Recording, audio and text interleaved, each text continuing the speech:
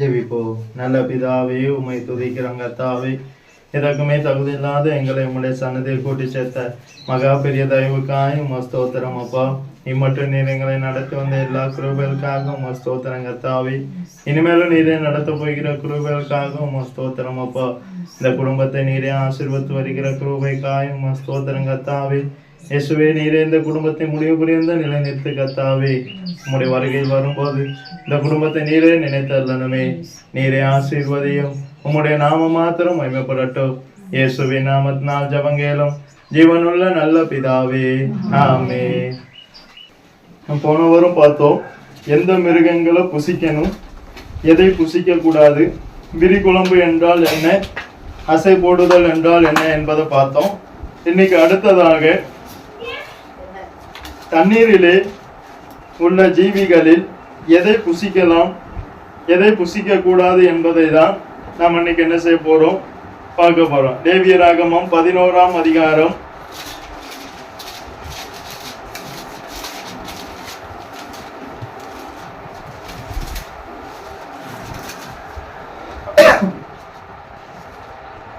12ஆம் வசனத்தை பாருங்க. தண்ணீர்களிலே சிறகும் செதிலும் இல்லாத யாவும் உங்களுக்கு அருவருப்பாய் இருக்க கடவது. இயேசு இந்த உலகத்துல எல்லா மீனையும் என்ன செய்ய சொல்லல, சாப்பிட சொல்லல. எந்த மீனை சாப்பிடலாம்?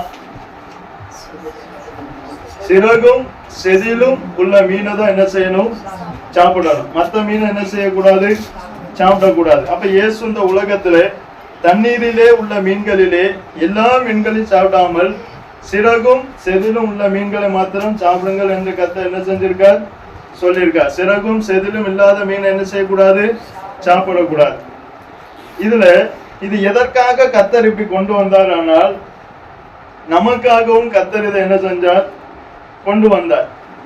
ஏன்னா தண்ணீருக்குள்ள எல்லா அசுத்தங்களும் என்ன செய்யும், கலந்திருக்கும். தண்ணீருக்குள்ளே எல்லா அசுத்தங்களும், இப்ப கடல்ல மீன் எல்லாம் இருக்குன்னா கடல்ல எல்லா அசுத்தமும் என்ன செய்யும், கலந்திருக்கும். அந்த அசுத்தங்கள் எல்லாம் இந்த ஜீவிகளுக்குள்ளே போகாமல் இருப்பதற்காக தான் இயேசு மீன்களுக்கு எதை கொடுத்தார், செதிலும் சிறகையும் செதிலையும் என்ன செஞ்சார், கொடுத்தார். அப்ப சிறகும் செதிலும் எதற்கு, நான் சொல்றது கேட்க, சிறகும் செதிலும் எதுக்கு? தண்ணீர்ல எல்லா அசுத்தமும் கலந்துருக்கும். சிறகும் செதிலும் இந்த மீனுக்கு எதுக்காக கொடுக்க?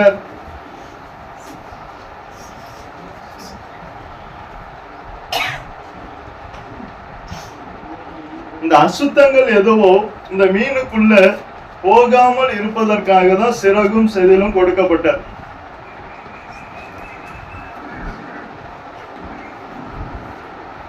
ஏன்னா கடல் தண்ணியில நிறைய அசுத்தங்கள் சேரும்.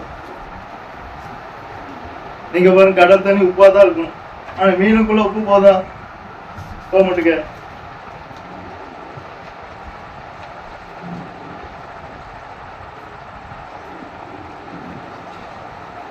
இதே போல இந்த உலகத்துல அநேக அசுத்தங்களும் துருபதேசங்களாலும் இந்த உலகம் என்ன செய்து கலந்திருக்கு. இந்த உலகமே எப்படிப்பட்ட உலகம், கலப்படமான ஒரு உலகம். இந்த உலகத்துல நாம எப்படி வாழணும், சிறகும் செதிலும் உள்ளவர்களாய் வாழணும். இல்லையானால் இந்த உலகத்தில் உள்ள அசுத்தங்கள் நமக்குள்ளே வரும். நான் உலகத்தார் அல்லாதது போல நீங்களும் உலகத்தார் அல்ல. அப்ப இயேசு யாரும் இல்ல, ஆனா நம்மள எங்க வச்சிருக்கார், உலகத்துல. ஆனா நம்ம எப்படி இருக்கக்கூடாது, உலகத்தாரா இருக்கக்கூடாது. சிறகு என்றால் வசனம் என்று அர்த்தம். யோவான் எழுதின சுவிசேஷம் 17ஆம் அதிகாரம் 17ஆம் வசனத்தை வாசிங்க.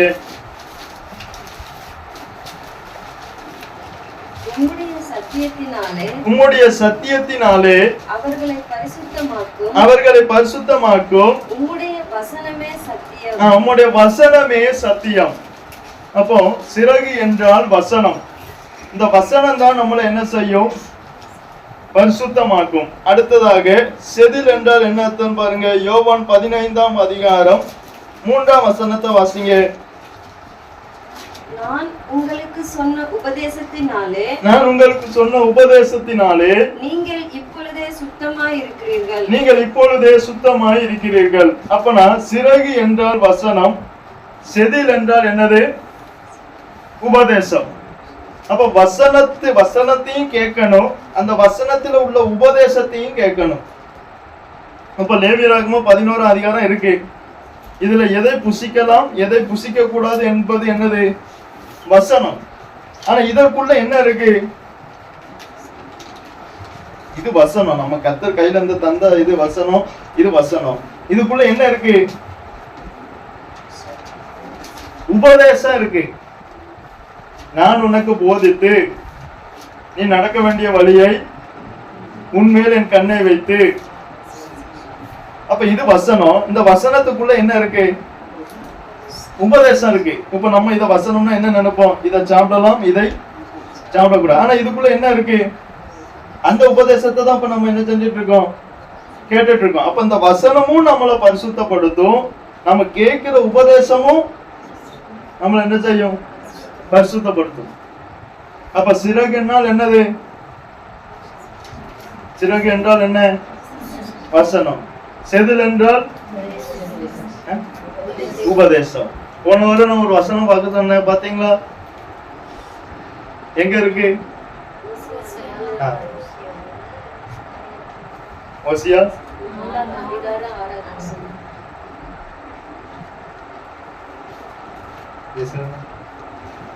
பாத்தீங்களா?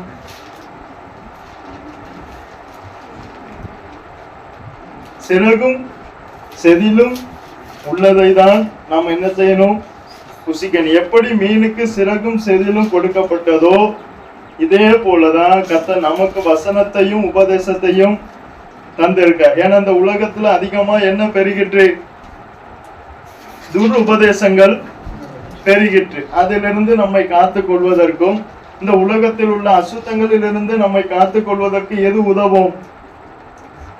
வசனமும் உபதேசமும். அதான் நான் சொன்ன வசனத்தினால், நான் சொன்ன உபதேசத்தினாலே நீங்கள் சுத்தமாய் இருக்கிறீர்கள். உங்களுடைய வசனமே சத்தியம். அந்த சத்தியத்தினாலே பரிசுத்தமாக்கும். அப்ப அந்த ரெண்டும் தான் நம்மளை என்ன செய்யும்? பரிசுத்தமாக்கும். இந்த உலகத்திலிருந்து, உலகத்தில் உள்ளவைகளில் இருந்து இந்த ரெண்டு காரியங்கள் நம்மளை என்ன செய்யும்? பரிசுத்தமாய் மாற்றும். வாசிங்க சங்கீதம் 2 சாமுவேல் 22ஆம் அதிகாரம்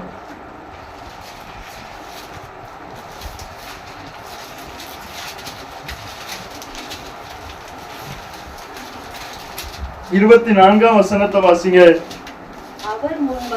அவர் முன்பாக மன உண்மையாய் இருந்து என் துர்க்குணத்திற்கு என்னை விலக்கி காத்துக்கொண்டேன். தாவீது இந்த உலகத்துல இருந்தாலும் இந்த உலகம் துர்க்குணத்தினால் நிறைந்திருந்தது.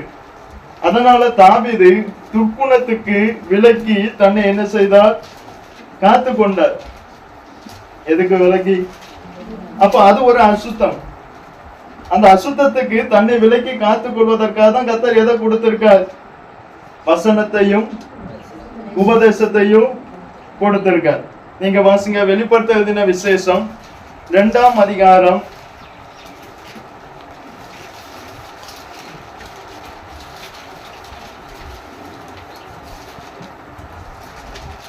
13 முதல் 15 வரை வாசிங்க.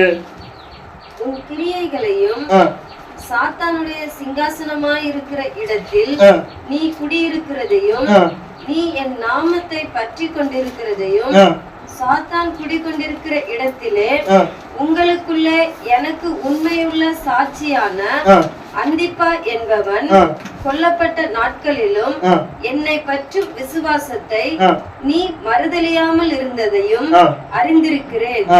ஆகிலும் சில காரியங்களை குறித்து உன் பேரில் எனக்கு குறை உண்டு. விக்கிரகங்களுக்கு படைத்தவைகளை புசிப்பதற்கும் வேசித்தனம் பண்ணுவதற்கும் ஏதுவான இடரலை இஸ்ரவேல் புத்திரர் முன்பாக போடும்படி பாலாக் என்பவனுக்கு போதனை செய்த பிலேயாமுடைய போதகத்தை கை கொள்ளுகிறவர்கள் உன்னிடத்தில் உண்டு. இந்த சபையார் கர்த்தருக்காக வாழுதாங்க, வைராக்கியமா இருக்காங்க, ஆனா எல்லா உபதேசத்தையும் கேட்காங்க.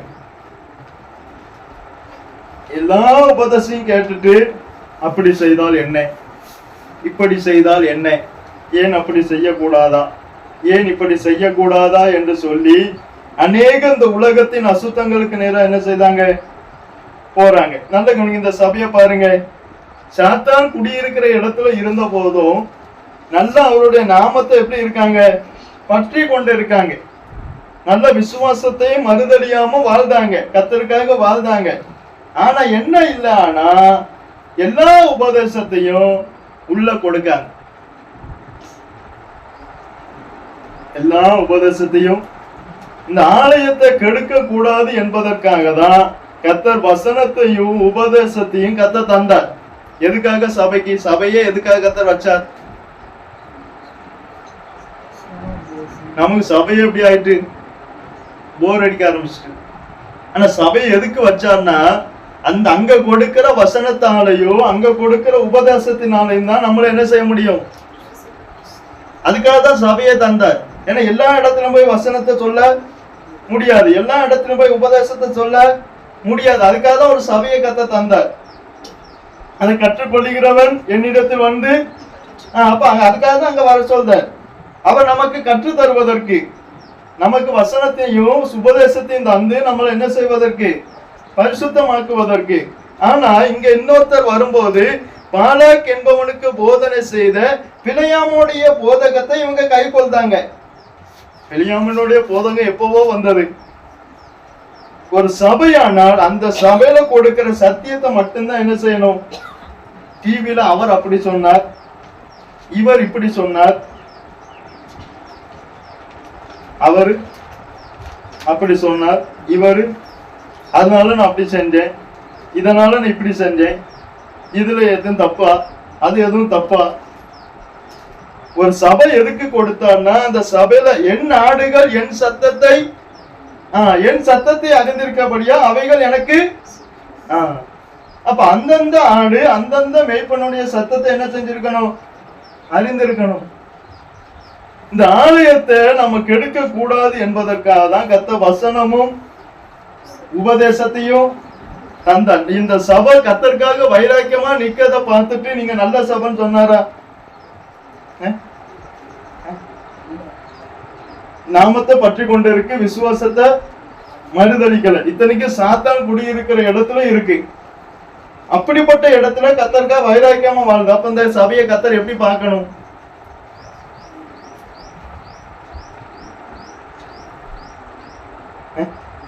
ஆனா என்ன சொல்றார், அதையெல்லாம் நான் அறிந்திருக்கிறேன், ஆனாலும் உங்களிடத்திலே சில போதனைகள் உள்ள போது. இந்த ஆலயத்தை கெடுப்பது சில போதனைகள். அதுக்கு தான் எல்லா வார்த்தைக்கும் செவி கொடுக்க கூடாது என்று சொல்வது. எல்லா சொல்றதையும் கேட்டு என்ன செய்யக்கூடாது, இந்த காதுக்கு செவி கொடுக்கவே கூடாது. அவன் ஒத்தர் யாசை தான் செய்வார், ஒத்தர் இது பண்ணதான் செய்வாங்க. அதெல்லாம் என்ன செய்யக்கூடாது. இந்த காதுல நீங்க 1 சாமுவேல் 10ஆம் அதிகாரத்துல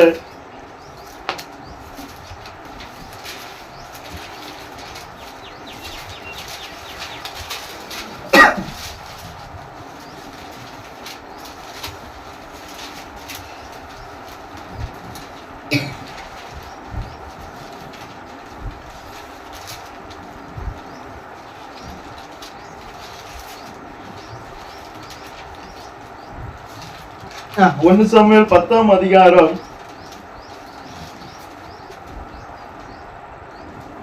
அதுல 27ஆம் வசனத்தை வாசிங்க. ஆனாலும் பேலியாளின் மக்கள் இவனா நம்மை ரட்சிக்க போகிறவன் என்று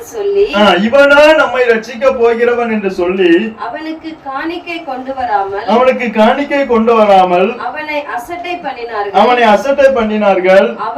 அவனோ காது கேளாதவன் போல இருந்தான். நம்ம இததான் கேட்போம், நம்ம எதைதான் கேட்போம். அப்போ இந்த அசட்டை பண்றத நம்ம கேட்டுட்டு இவங்க அசட்டை பண்றானே நம்ம எதை கேட்போம்? இவர் என்ன செஞ்சாரா? ஏன்னா எல்லா வார்த்தையும் என்ன செய்யக்கூடாது, கேட்கவே கூடாது. இந்த ஆலயத்தை அது கெடுக்கும். இந்த ஆலயத்தை என இருதயத்திலிருந்து புறப்பட்டு வருவதே ஒரு மனிதனை அது கெடுக்கும். ஒரு சிலர் ஏற்றுக்கொள்வாங்க, ஒரு சிலர் ஏற்றுக்கொள்ள மாட்டாங்க. ஒரு சிலர் அங்கீகரிப்பாங்க, ஒரு சிலர் அங்கீகரிக்க மாட்டாங்க. அதெல்லாம் நம்ம காதுல கேட்டு நம்ம என்ன செய்யக்கூடாது, சோர்ந்து போக கூடாது. நம்ம அசட்டை பண்ணக்கூடாது. அவன் அசட்டை பண்ணானே, அவன் என்ன அப்படி சொல்றானே, இவன் என்ன இப்படி சொல்றானே, யாரு என்னவும் சொல்லிட்டு போட்டும்.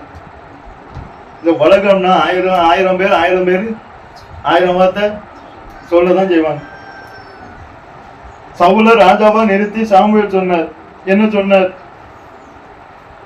ஜனங்கள் எல்லாம் கூப்பிட்டு சில வார்த்தைகள் எல்லாம் சொல்லி கடைசியா சாமுவேல் ராஜாங்கத்தின் முறையை ஜனங்களுக்கு தெரிவித்து அதை ஒரு புஸ்தகத்தில் எழுதி கர்த்தருடைய சந்நிதியில் வைத்து ஜனங்கள் எல்லாம் அவரவர் வீட்டுக்கு அனுப்பிவிட்டான். சவுலும் கிபியாவில் இருக்கிற தன் வீட்டுக்கு போனான். இராணுவத்தில் தேவன் எவர்கள் மனதை ஏவினாரோ அவர்களும் அவனோட கூட போனார்கள். அப்ப எல்லாரும் நம்ம கூட என்ன செய்ய மாட்டாங்க, எல்லாரும் நம்ம கூட இருக்கணும்னா இருக்கவும் மாட்டாங்க. அவர் கர்த்தர் யாரை ஏவுதாரோ அவங்கதான் வருவாங்க. நீங்க சபைக்குமே பாருங்க, எல்லா நாளும் எல்லாரையும் கர்த்தர் கொண்டு வர மாட்டார். அவங்க வரவும் மாட்டாங்க. அவங்க உள்ளத்தை யார் உள்ளத்தை ஏவுதாங்களோ கரெக்டா அவங்கள கொண்டு வருவார்.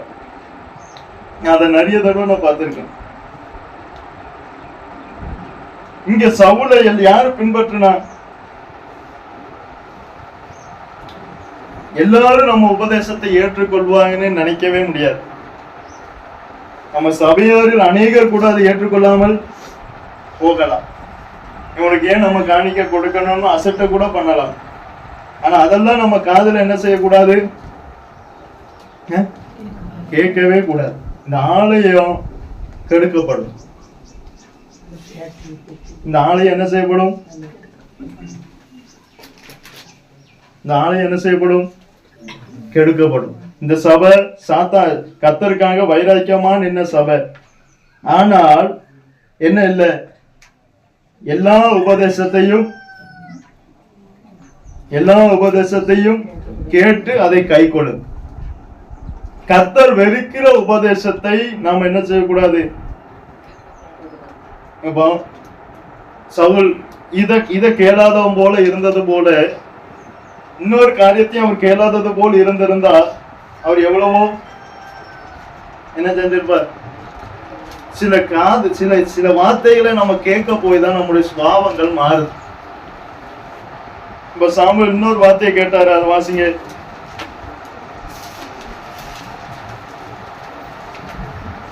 ஒன்னு சாமுவேல்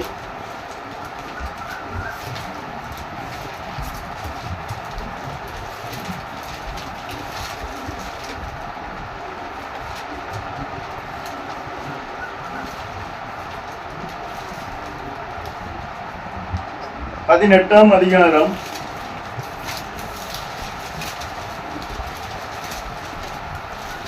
7ஆம் வசனமும் 8ஆம் வசனமும் வாசிங்க. அந்த ஸ்திரீகள் ஆடி பாடுகையில் சவுல் கொன்றது 1000 தாவீது கொன்றது 10000 என்று முறைமுறையாக பாடினார்கள்.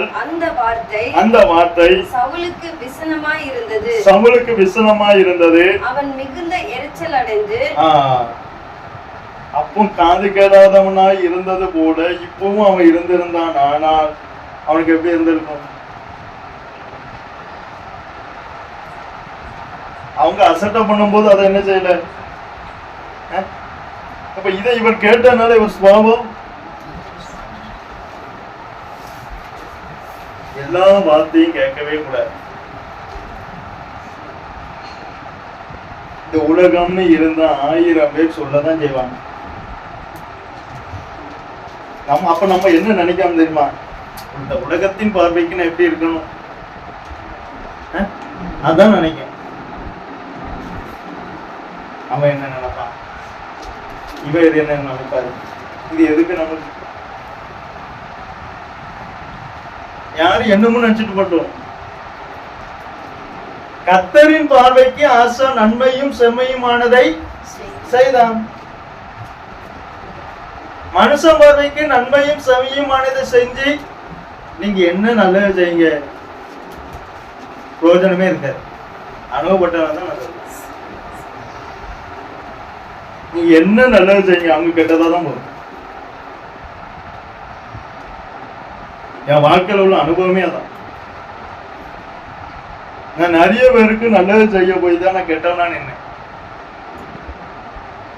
ஆனா நான் அதை பத்தி கவலையே பண்ண மாட்டேன். ஏன்னா இந்த உலகமே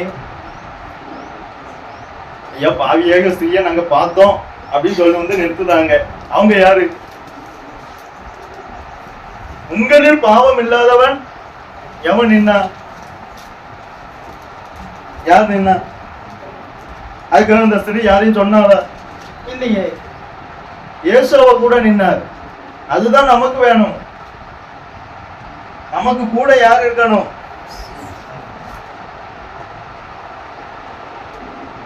அதான் தாவீது செஞ்சார். நான் என்னுடைய துக்குணத்துக்கு என்னை விலக்கி, அதுக்குதான் சிறகும் செதிலும் வசனமும் உபதேசம். இந்த வசனம் மட்டும் இருந்தால் நம்மள என்ன செய்ய முடியாது, இந்த உபதேசத்தையும் கேட்கணும். அதனால அவர்களோடு உண்மைகளால் பேசுகிறேன், எங்களுக்கு என்ன செய்கிறீர், அதன் ரகசியத்தை. அவங்களுக்கு வசனத்தை சொன்னார், சீசர்களுக்கு உபதேசத்தை சொன்னார். அத நான் சொன்ன உபதேசத்தினாலே இப்ப நம்ம இதை வசனமா படிப்போம். ஆனா இதுல உள்ள அர்த்தத்தை கேட்கதான், நம்ம உபதேசத்தை கேட்கதான் இப்ப என்ன செஞ்சிருக்கோம், வந்திருக்கோம். இந்த வசனமும் உபதேசம் தான் நம்மளை என்ன செய்யும், சுத்தமாகும். இதுக்குதான் சிறகும் செதிலும் கொடுக்கப்பட்டது. அப்ப லேவியராகமம் 11ஆம் அதிகாரத்துல கர்த்தர் எதை புசிக்கலாம் எதை புசிக்க கூடாது என்று சொல்ல காரணம், இதுல என்ன இருக்கு, நிறைய அர்த்தங்கள் இருக்கு. விரிகுழம்பு உள்ளதையும் அசை போடுவதையும் என்ன செய்யலாம், புசிக்கலாம். சிறகும் செதிலும் உள்ளவைகளை என்ன செய்யலாம், புசிக்கலாம். அடுத்ததாக லேவியராகமம் 13ஆம் அதிகாரமும் 14ஆம் அதிகாரத்தையும் நம்ம பார்க்க போறோம். இந்த 13ஆம் அதிகாரத்திலையும் 14ஆம் அதிகாரத்திலேயும் எதை குறிப்பிட்டு சொல்லுகிறது என்றால், குஷ்டரோகத்தை பற்றியும் அந்த குஷ்டரோகம் சுத்தமாகிற முறையை பற்றியும் தான் இந்த லேவியராகமம் 13ஆம் அதிகாரமும் 14ஆம் அதிகாரமும் என்ன செய்து சொல்லுகிறது. நீங்க லேவியராகமம் 13ஆம் அதிகாரத்துல குஷ்டரோகியை குடிச்சவனை பத்தி லேவியராகமம் 13ஆம் அதிகாரத்துல போட்டிருக்கு. ஆனா அந்த குஷ்டரோகியத்துக்கு பரிகாரத்தை பற்றி ஒண்ணு போட்டிருக்கு பாருங்க. அந்த குஷ்டரோகி எப்படி இருக்கணும்னு லேவியராகமம் 13ஆம் அதிகாரத்துல நான் சொல்லும் போது இந்த வசனத்தை வாசிக்க, 45ஆம் வசனமும் 46ஆம் வசனமும் எடுத்து வச்சுக்கிறீங்க. குஷ்டம் என்றால் பாவத்துக்கு நிழல்.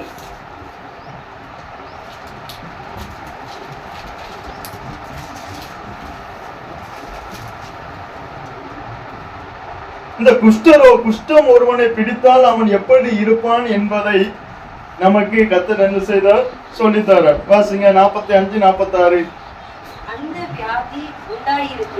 அந்த வியாதி உண்டாயிருக்கிற குஷ்டரோகி வஸ்திரம் கிழிந்தவனாயும், நல்ல கவனிங்க, இதுல 4 காரியங்கள் போட்டிருக்க. ஒண்ணு, வஸ்திரம் கிழிந்தவனாய் இருப்பான். குஷ்டரோகி பிடித்தவன் எப்படி இருப்பான். இரண்டாவது, தன் தலையை மூடாதவனாயும் இருந்து, இரண்டாவது தன் தலையை மூடாதவனாய் இருப்பான். மூணாவது, அவன் தன் தாடியை மூடிக்கொண்டு, மூணாவது தன் தாடியை மூடிக்கொள்வான். நாலாவது, தீட்டு தீட்டு என்று சத்தமிட வேண்டும். தீட்டு தீட்டு என்று சத்தமிடுவான். இந்த 4 காரியமும் பாவம் செய்தவனுக்குள்ள இருக்கும். ஒருவன் பாவம் செய்தால் முதலாவது அவனிடத்துல ரட்சிப்பின் வஸ்திரம் கிழிக்கப்படும். அதான் வஸ்திரம் கிழிந்தவனாயும். வஸ்திரம் என்றால் என்ன அர்த்தம், ரட்சிப்பின் வஸ்திரம்.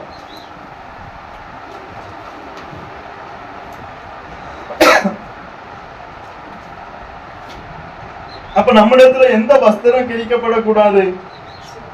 ரட்சிப்பின் வஸ்திரம் கிழிக்கப்படக்கூடாது. அப்ப குஷ்டரோகியான் மாறும் போது முதலாவது என்ன ஆகுது?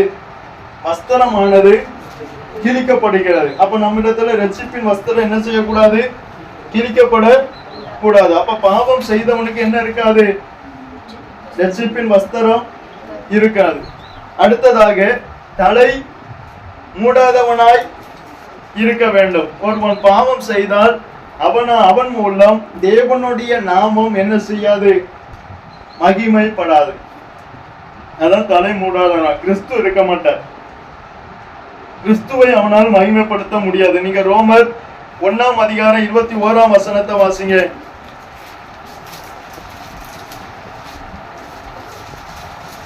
அவர்கள் தேவனை அறிந்தும் அவரை தேவன் என்று மகிமைப்படுத்தாமலும் சோதரியாமலும் இருந்து தங்கள் சிந்தனைகளினாலே வீணரானார்கள். அப்ப நல்ல கவனிங்க. பாவம் செய்தவர்கள் அவர்களால தேவனை மகிமைப்படுத்த முடியல.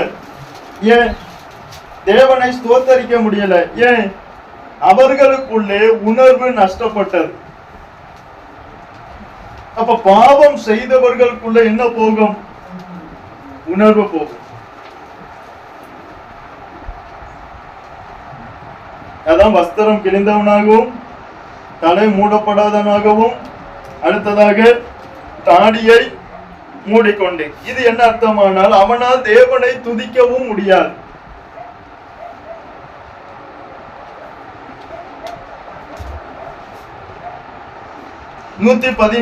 சங்கீதம் 17 வசனத்தை வாசிங்க. ஒவ்வொருக்கும் அர்த்தம் மட்டும் சொல்லிட்டு போறேன். 115 சங்கீதம் 17 வசனத்தை வாசிங்க. மரித்தவர்களும் மௌனத்தில் இறங்குகிற அனைவரும் கர்த்தரை துதியார்கள். இதுதான் தாடியை மூடிக்கொண்டவர்கள். அவங்க எல்லாம் பாவத்துல மரிச்சிட்டாங்க. பாவத்துக்கு மறிக்கல, பாவத்துல மரிச்சிட்டாங்க. அதனால அவங்க என்ன செய்ய மாட்டாங்க? கர்த்தரை துதிக்க மாட்டாங்க. அடுத்ததாக தாடியை மூடிக்கொண்டு தீட்டு என்று சத்தமிட வேண்டும். நல்ல கவனிங்க. குஷ்டரோகம் பிடித்தவனுடைய வாயிலிருந்து என்ன வருது? தீட்டு வருது. ஏன் ஒரு ஆவிக்குரியவங்க கிறிஸ்தவங்க கெட்ட வார்த்தை பேசக்கூடாதுன்னு சொல்ல காரணம், பாவம் ஒருவனுக்குள்ள இருந்தா அவன் வாயில என்ன வரும்? கோபத்துல பேசிட்டேன். என்ன பேசிட்டேன்? நம்ம பேசிட்டு தான் என்ன பேசிட்டோமோ அதுக்குதான் இந்த சிறகும் செதிலும் வேணும். குஷ்டரோகம் ஒருவன் பாவம் செய்தால் அவன் வாயிலிருந்து வருவது எப்படி இருக்கும்? நீங்க மத்தேயு 15 அதிகாரம் 18 வசனமும் 19 வசனமும் வாசிங்க.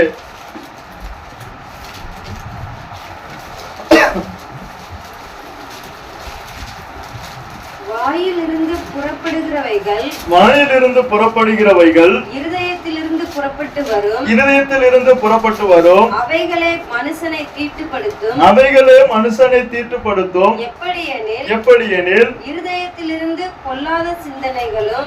அப்ப என்னெல்லாம் இருக்கக்கூடாதுன்னு பாருங்க. பொல்லாத சிந்தனை, கொலைபாதகம், விபச்சாரம், வேசித்தனம், களவுகளும், பொய் சாட்சிகளும், தூசணங்களும் புறப்பட்டு வரும்.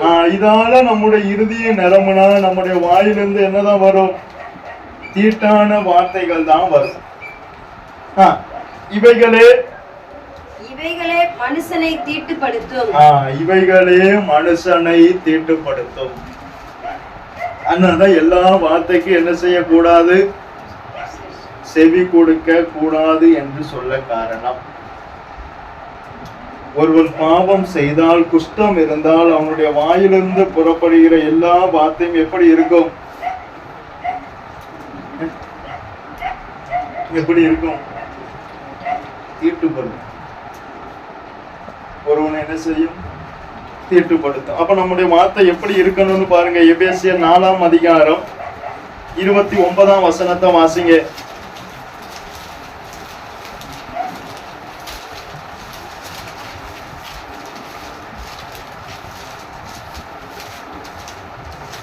எபேசியர் 4:29 முடிச்சிடலாம். கெட்ட வார்த்தை ஒன்றும் கெட்ட வார்த்தை ஒன்றும் உங்கள் வாயிலிருந்து புறப்பட வேண்டாம். உங்கள் வாயிலிருந்து புறப்பட வேண்டாம். பக்தி விருத்திக்கு ஏதுவான நல்ல வார்த்தை உண்டானால் ஒருத்தட்ட பேசினா பக்தி விருத்திக்கு அவங்களுடைய பக்தி விருத்திக்கு ஏதுவான வார்த்தைய பேசணும். இல்லையானா பேசாம நலமானதையும். ஆனா எது வரக்கூடாது?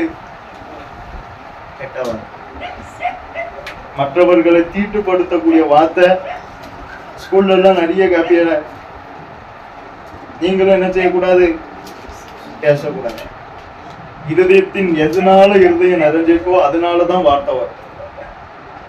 பொல்லாத சிந்தனைகளால் இருதயம் இருந்தா பொல்லாத சிந்தனைகளுடைய வார்த்தை தான் வெளியே வரும். இந்த வாய்க்கு இருதயத்துக்கு என்ன உண்டு? இருதயத்தின் நிறைவினாலே இருதயத்தின் தியானமும் வாயின் வார்த்தைகளும் உமது சமூகத்தில் அவருக்கு பிரியமா இருக்கு. நம்முடைய இருதயத்தில தியானிக்கணும். இந்த தியானமும் வாயின் வார்த்தையும் அவருக்கு என்ன செய்யணும்? அப்ப நம்ம பேசினா எப்படி பேசணும்? பாவம் செய்தவர்களுடைய வாயிலிருந்து தான் தீட்டான வார்த்தை வரும். ஒருவரும் கெட்ட வார்த்தையினால் பேசாதிருப்பீர்களாக. அதனால உங்களுக்குள்ள இருக்கிற பரிசுத்த ஆவியானவர் துக்கப்படுவார். யாரு? நம்ம எப்போதுமே மற்ற மனிதரை பார்க்கவே தவிர பிதா குமாரன் பரிசுத்த ஆவியானவரை பார்ப்பதே இல்லை. அவர் என்ன நினைப்பார்? இவர் அவர் துக்கப்படுவாரா? அத பாப்போமா?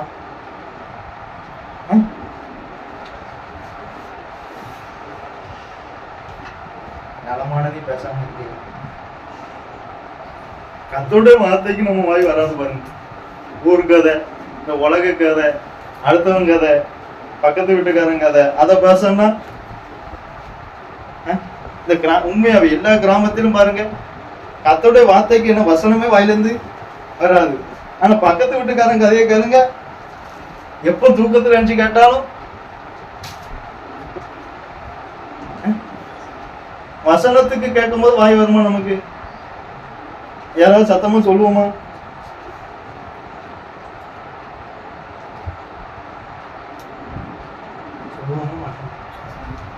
அப்ப நான் இப்ப கேட்டேன், என்ன கேட்டேன்? இப்ப நான் என்ன கேட்டேன்?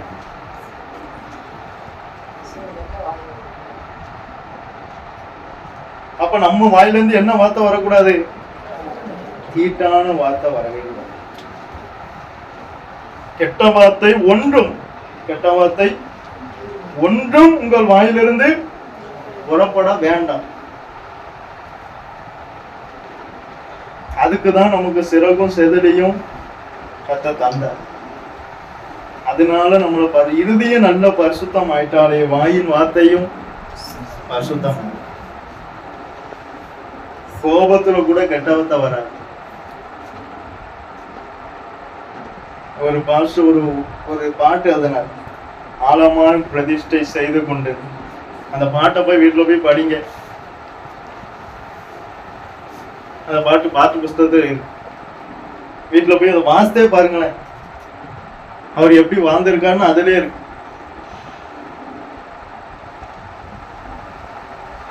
அதுலயே நான் அந்த பாட்டை அடிக்கடி மனசுக்குள்ளேயே சொல்லுவேன். ஏன்னா அதே போல நானும் வரணுமே. நல்ல பாட்டு. அந்த மாதிரி பாட்டெல்லாம் வீட்டுல போய் என்ன செய்யுங்க, கேளுங்க. ஆறுதல் பாட்டும் கேட்கணும். அதுக்காண்டி அதையே கேட்டுட்டு இருக்கக்கூடாது. நம்மளை பரிசுத்தமாக்குற பாட்டையும், நம்மளை மாற்றுகிற பாட்டையும், நம்மளை மறுரூபப்படுத்துகிற பாட்டையும் கேட்கணும். உங்கள் துக்கம் சந்தோஷமா அதையே கேட்டுட்டு வாழ்நாள் பிள்ளையும் துக்கத்தை சந்தோஷமாவே அந்த பாட்டை வீட்டுல போய் படிங்க. நீங்க பாட்டு ராகம் தெரியாட்டாலும் அதை வாசித்து பாருங்களேன். அவ்வளவு அர்த்தமா எழுதியிருக்க. நல்ல பாட்டு. நம்மளை நாம காத்து கொண்டாதான் நாம பரலோகம் முடியும். சிமியோனை காத்து கொண்டாதான், ஜெபஸ்டினை காத்து கொண்டாதான் பரலோகம். அண்ணன் கெட்ட வார்த்தை பேசினா, அதனால நானும் பேசினோம்னா அண்ணனும் எங்க போவான்? அங்கதான் போவான். நம்மளும் எங்கதான் போகணும்? அங்கதான் போவோம். இந்த இருதயத்துக்கும் வாய்க்கு என்ன உண்டு? என்ன உண்டு? இருதயத்தை நல்ல வசனத்தால நிரப்பணும். யோபுக்கு என்னெல்லாமோ சோதனை வந்தது.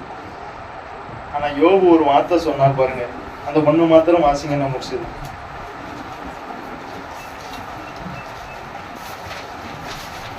யோபு 23:12 வாசிங்க.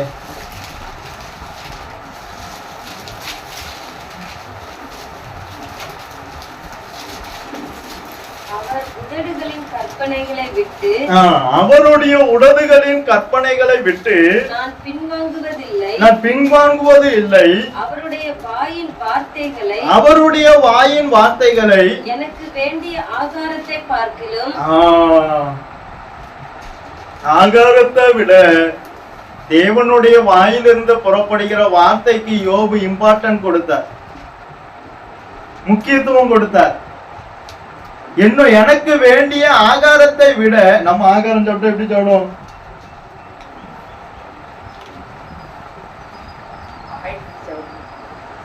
வயிறு ஃபுல்லா சாப்பிடுமா சாப்பிட முடியுமா? அந்த ஏப்ப வந்து ஏப்ப வர வரைக்கும் இப்ப பிரியாணி தாராங்க, எப்படி சாப்பிட?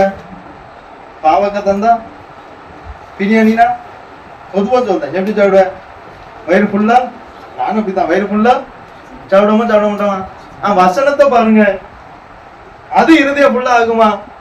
அததான் யோபு செஞ்சார். எனக்கு வேண்டிய ஆகாரத்தை பார்க்க, இத்தனைக்கும் எதனால பாதத்தை கழுவுனார்? நெய்யினால. அவ்வளவு வசதி உள்ளவரே ஆகாரத்தை விட தேவனுடைய வசனத்துக்கு நெய்யினால பாதத்தை கழுவுனாராம். அப்படிப்பட்ட வசதி எல்லாம் கர்த்தர் அவருக்கு கொடுத்திருந்த போதும் அவருக்கு வேண்டிய ஆகாரத்தை விட தேவ வசனத்தை அதிகமா, எப்படி நம்ம ஆகாரம் சாப்பிடக்கூடாதுன்னு சொல்ல, நல்லா சாப்பிடுங்க, அதே போல வசனத்தால இருதயத்தை நிரப்பணும். அதனாலதான் மனைவி தேவனை தூசித்து ஜீவனை விடும் என்று சொன்ன போதும் யோபு தன் உதடுகளினால் தேவனை என்ன செய்யல? ஒரு வார்த்தையும் சொல்லலையா? கர்த்தரிடத்துல நன்மை அனுபவிச்ச இத்தனை நாள், இப்ப என்ன செய்யணும்? அனுபவிக்கணும். அதுக்காக தேவனை போய் அவரை குறை சொல்லவும் இல்லை. ஏன் அவர் வாயில அந்த வார்த்தை கூட வரல? இருதயம் அவருடைய வசனத்தினால அவன் தேவனு கூட குறை சொல்லல பாருங்க. நம்ம உண்மையா தேவனை தான் அதிகமா என்ன செய்தோம்? ஒரு நாள் கர்த்தர் ஒரு நாள் ஒண்ணு தரலனா எனக்கு ஏன் கர்த்தர் எதுவுமே? ஆனா யோபு என்ன செஞ்சானா? தனக்கு வேண்டிய ஆகாரத்தை பார்க்கிலும் அதிகமாய் அவருடைய வாயிலிருந்து புறப்படுகிற வார்த்தைகளை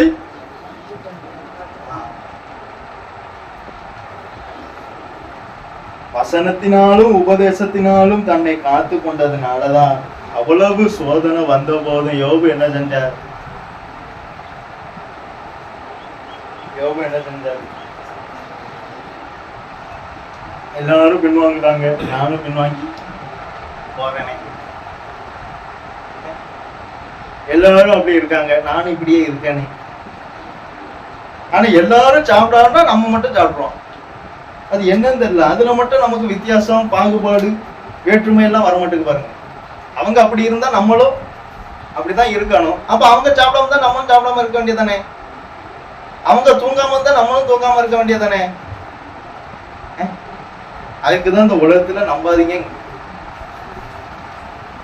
இந்த உலகமே எப்படிப்பட்ட உலகம்? இருதயமே திருக்குள்ளதும் அவன் அப்படின்னு தான் அனுப்பிட்டாங்க. அப்ப அவன் அங்க போவான், நம்மளும் நம்மளும் நம்மளும் அவன் போக முடியுமா? அவன் தூங்காம இருந்தா நம்ம தூங்காம இருக்கோமா? நீங்க அவன் சாப்பிடாம இருந்தா நம்ம சாப்பிடாம இருப்போமா? இருக்க மாட்டோம். அதுல மட்டும் நம்ம நம்மள மத்த காரியத்துல அப்படிதாங்க இருக்கு உலகமே. என்ன உலகமோ தெரியல.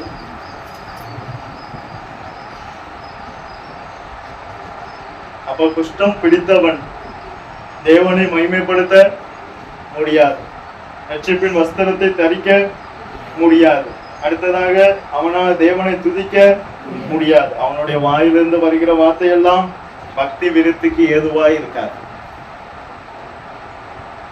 அவங்க பேசினாங்க, நான் பேசினேன், அப்படி பேசாதீங்க. அதான் இயேசு, நான் உலகத்தார் அல்லாதது போல நமக்கு அவங்களுக்கு வித்தியாசம் வேணும். அவங்க பேசினாங்க, நானும் பேசினேன். அவங்க கெட்ட வார்த்தைப்பட்டு பேசினா நானும் பதிலுக்கு. அப்பதான் நம்ம மனசு ஆறும் வருது. அவன் நானும் ஏசிட்டேன், அவன் ஏசினா பத்தியில நானும் ஒண்ணு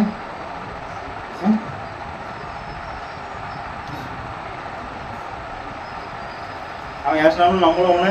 இதுல எல்லாம் தான் இந்த வைராக்கியம் எல்லாம் வரும். மற்ற காரியத்துல நமக்கு வருமா? அவன் முன்னேறதானே, நம்மளும் முன்னேறணுமே, வராது.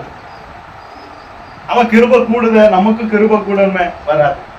அவன் கிருபாவரம் கூடுத, நமக்கும் கூடணுமே, வராது. அவன் ஜபத்துல வளர்தானே, நம்மளும் வளரணுமே, வராது. ஆனா அவன் இப்படி இருக்கா, நானும் இப்படிதான் இருப்பேன். அது சாத்தானுடைய ஆவி அப்படி கொண்டு போகும். அந்த ஆவியோட தான் சேரும். அந்த ஆவி முன்னேறவே விடாது. லேஸ் நம்ம சபையை நிறைய ஆவி முன்னேற விட மாட்டேன். உண்மை. நீங்க நல்ல கவனிங்க. ஒருத்த முன்னேறும் போது நமக்கு முன்னேறணும்னு நம்ம தோணுதா? அந்த மாதிரி என்ன வருதா? அது வராது பாருங்க. இதெல்லாம் சாத்தான். ஒருத்த கிருபை பெருகுமா நம்ம கிருபை கூடணும்னு வருதா? ஜபம் பண்ணும் போது ஒருத்த நம்மளும் ஜபம் பண்ணணும் என்ன வருதா? வர மாட்டேங்குது பாருங்க. ஆனா அவன் கெட்டு போறதை பார்த்தா நம்மளும் கெட்டு போகணுங்கிற எண்ணம் வருது. அவன் கீழ்படியாததை பார்த்தா நம்மளும் கீழ்படியாம இருக்கணுங்கிற எண்ணம் வருது. அதெல்லாம் சாத்தான் கொண்டு வரான். சாத்தான் உன் இருதயத்தை நிரப்பினது என்ன? பரிசுத்த ஆவியில நிறைஞ்சு பேதுரு கேட்க, அனனியாவே, சாத்தான் உன் இருதயத்தை இருதயம் முழுவதும் சாத்தானால நிரம்பி இருந்தா வாய் எப்படிதான் வரும்? அப்படிதான் இருக்கும். இருதயத்தை சாத்தானுக்கு விட்டு கொடுக்கவே கூடாது. நம்ம இருதயத்தை விட்டுட்டோம்னா, ஜெபம் வந்தேன், பைபிள் வாசிக்கேன், அப்பயே எனக்கு இப்படின்னா இருதயம் எங்கல்ல, இருதயம் எங்கல்ல. தாவீதுனுடைய ஆத்மாவும் யோனத்தானுடைய ஆத்மாவும் ஒன்றாய், அதான் முக்கியம். இருதயம் தான் முக்கியம். நம்ம ஜெபம் வந்ததை வச்சோ, நம்ம வேதம் வாசிக்கிறத வச்சோ என்ன செய்ய முடியாது. தேவனோடு உள்ள ஐக்கியம் முக்கியம். ரொம்ப தேவனோடு உள்ள நம்ம ஜெபம் பண்ணுவதே பாருங்களேன், தேவனோடு ஐக்கியப்பட்டு ஜெபிக்க மாட்டோம். தேவனோடு நீங்க தேவனோடு ஐக்கியப்பட்டு ஜெபிச்சு பாருங்க, அதுல வித்தியாசம் இருக்கும். நம்ம பேசாம என்னமோ கடமைக்கு உட்கார்ந்து ஒரு 1 மணி நேரம் சோத்தத்தை பாட்டு. ஆனா தேவனோடு ஐக்கியப்பட்டு ஜெபம் பண்ணோம், தேவனோடு ஐக்கியப்பட்டு வேதம். நீங்க அப்படி செஞ்சு பாருங்க. மத்தவங்க போறதை பார்த்து நம்மளும் போக கூடாது. பேர் வலைய விட்டார்னா அவரும் விட்டுறாரு. ஆனா அவர் வலைய திரும்ப எடுத்தாருன்னா நாங்களும் உம்மோடு கூட மீன் பிடிக்க பாருங்களேன். அந்த முன்னேறணும் வரும்போது ஒருத்தனும் கூட வர மாட்டான். பின்வாங்கி போகணும்னு நினைக்கும் போது பேர் ஒருத்தன் வலைய எடுத்தான். எல்லாரும் நாங்களும் உம்மோடு கூட மீன் பிடிக்க வருகிறோம். அப்ப இத்தனை நாள் கேட்ட வசனம் எங்க? இத்தனை நாள் கேட்ட உபதேசம் எங்க? இத்தனை நாள் எதை கேட்டாங்க? எந்த எண்ணத்தோடு கேட்டாங்க? எப்படி கேட்டாங்க? தெரியாது. ஆனா கேட்டாங்க. வேஸ்ட். நீங்க இன்னும் மாம்சத்துக்குரியவர்களாய் இருக்கிறபடினால் நான் உங்களுக்கு என்ன கொடுக்கிறேன்? பாலை குடிக்க கொடுக்கிறேன். கனமான ஆகாரத்தை கொடுக்க முடியல, பாலையேதான் போயிட்டு இருக்கு, ஏதான் போயிட்டு இருக்கு. மத்தவங்க முன்னேற பார்த்தா நம்ம முன்னேறணும், அதெல்லாம் நம்ம செய்ய மாட்டோம். அந்த மாதிரி என்ன வரலனாலே உங்க இருதயத்தை சாத்தானால நிரப்பப்பட்டு ஏதோ ஒரு வகையில, அதான் உண்மை.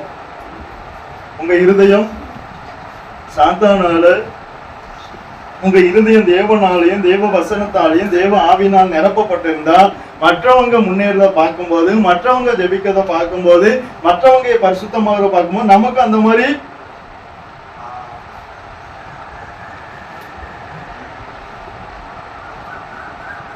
அனுபவம். இருதயத்தின் நிறைவினாலே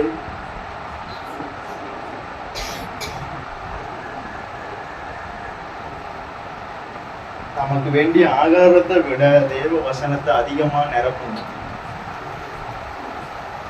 தேவ வசனத்தை இருதயத்தால நிரப்பணும். இருதயத்தை சாப்பிட வேண்டாம்னு சொல்லு, ஆகாரம் வேணும், ஆகாரத்தை நல்லா சாப்பிடுங்க. அதை விட எனக்கு வேண்டிய ஆகாரத்தை பார்க்கிறோம். அவர் ஆகாரம் சாப்பிடன்னு சொல்ல, நான் சாப்பிட்டேன், ஆனா அதை பார்க்கிறோம். எது அதிகமா இம்பார்ட்டன்ட் கொடுக்கேன்?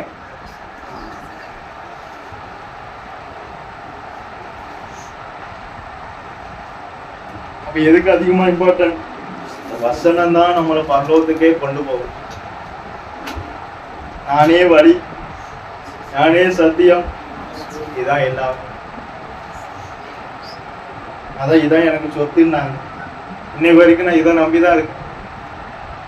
ஆமா, வேற யாரையும் நம்பி எதையும் நம்பி இல்லை. அன்னைக்கு சொன்ன வார்த்தை, இன்னைக்கு வரைக்கும் நான் இதை நம்பிதான் இருக்கேன்.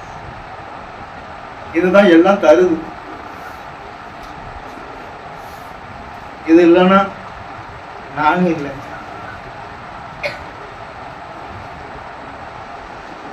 நீங்க கடைசியா ஒரு வசனத்தை வாசிங்க.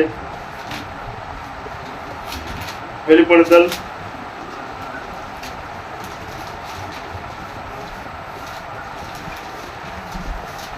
வெளிப்படுத்தல் விசேஷம் 3ஆம் அதிகாரம் 10ஆம் வசனத்தை வாசிங்க. என் பொறுமையை குறித்து சொல்லிய வசனத்தை நீ காத்துக்கொண்டபடியினால், வசனத்தை நீ காத்துக்கொண்டபடியினால் பூமியில் குடியிருக்கிறவர்களை சோதிக்கும்படியாக பூச்சக்கரத்தின் மேலெங்கும் வரப்போகிற சோதனை காலத்துக்கு தப்பும்படி நானும் உன்னை காப்பேன். நீ என் வசனத்தை காத்தா நானும் உன்னை காப்பேன். நீ என் வசனத்தை கை கொண்டா நானும் உன்னை, நம்ம எப்படி செய்தோமோ அதற்கேற்றால் போல கத்தரும் நமக்கு செய்யும். அதான் சொல்ற, நீ என் வசனத்தை நீ காத்து கொண்டானால சோதனை காலம் உனக்கு வரும்போது நானும் உன்னை காத்து கொள்வேன். யோபு வசனத்தை காத்து கொண்டனால அவனுக்கு சோதனை காலம் வரும்போது அவனை காத்து கொண்டான். யாரும் வரலாம், யாரும் என்னமும் சொல்லலாம், நம்ம தான் என்ன செய்யணும்? வசனத்துல காத்து கொண்டு உறுதியா தேவனை தூசித்து இதுக்கு மேல நீ இருந்து என்ன செய்ய போற? எல்லாம் போயிட்டு உமால எல்லாம் என்ன ஆயிட்டு போயிட்டு பேசாம என்ன செய்? தேவன் இருந்து தேவனை நம்பி இருந்து இப்ப அநேகர் இப்படிதான் போறாங்க. இவரு தேவனை நம்பி இருக்காரு. இவரையுமா நம்மளும் இருக்க முடியுமா? பேசாம நம்மளும் அவன் தேவனை தூசித்தாரா? எது வந்தாலும் தேவனை மாத்திரம் எதுவுமே. நான் என்கிட்ட யாரும் வந்து கேட்டா கத்த தாரார், ஆனா எனக்கு தான் என்ன செய்ய மாட்டேக்கு, காண மாட்டேக்கு. கத்த தரமாட்டான்னு நான் சொல்லவே இல்லை. யாரு வந்து என்கிட்ட எங்க சொந்த யாரு வந்து கேட்டாலும் கத்த கிருபையா தாரார், எனக்கு காண மாட்டேன். எனக்கு என்ன செய்ய மாட்டேக்கு, அது தரதான் செய்தாரு. அது தராம இல்லையே. நம்ம தேவைகள் சந்திக்கப்படலன்னு கத்தர் எனக்கு தரல, அது தாராரு, நமக்கு காண மாட்டேங்குது. அவ்வளவுதான் வித்தியாசம். அதுக்காக கத்தரை சொல்லி, அதனால வசனத்தால உங்களை என்ன செய்யுங்க, காத்துக்கொள்ளுங்க. முன்னேறணுங்கிற வாஞ்சைய கொண்டு வாங்க. கர்த்தர் உங்களே ஆசீர்வதிப்பா. கண்களை மூடுவோம். நல்ல பிதாவே, உம்மை துதிக்கிறோம் கர்த்தாவே. எதற்குமே தகுதி இல்லாத எங்களை உம்முடைய சன்னிதியில் கூட்டி சேர்த்த மகா பெரிய தயவுக்காய் உம ஸ்தோத்திரம் அப்பா. நீர் எனக்கு கொடுத்த வார்த்தையை நான் அவர்களுக்கு அப்படியே கொடுத்தேன் கர்த்தாவே. அதெல்லாம் நான் பூமியிலே உம்மை மகிமைப்படுத்தினேன். இன்னமும் மகிமைப்படுத்த கிருபதாரம் கர்த்தாவே. வந்த ஒவ்வொருவரையும் நீர் ஆசீர்வதியும் அப்பா. கர்த்தாவே, உம்முடைய வசனத்தை அதிகமாய் காத்துக்கொள்ள, இருதயத்தின் நிறைவினாலே வாய் பேச, இருதயமானது தேவ வசனத்தினாலே நிறைந்து கர்த்தாவே, என் நாவு விரைவாய் எழுதுகிற எழுத்தாணி என்கிற வசன பிரகாரம் அப்பா, ஒவ்வொருவருடைய நாவும் விரைவாய் எழுதுகிற எழுத்தாணியாய் மாற கர்த்தாவே, நீரே கிருபை கொடுக்கணுமே. நீரே ஆசீர்வதியும். இயேசுவின் நாமத்தினால் ஜெபங்கேளும் ஜீவனுள்ள நல்ல பிதாவே, ஆமென். என் ஆத்துமாவே கர்த்தரை ஸ்தோத்திரி, என் முழு உள்ளமே பரிசுத்த நாமத்தை ஸ்தோத்திரி. என் ஆத்துமாவே கர்த்தரை ஸ்தோத்திரி, கர்த்தர் செய்த சகல உபகாரங்களையும் மறவாதே. ஆமென்.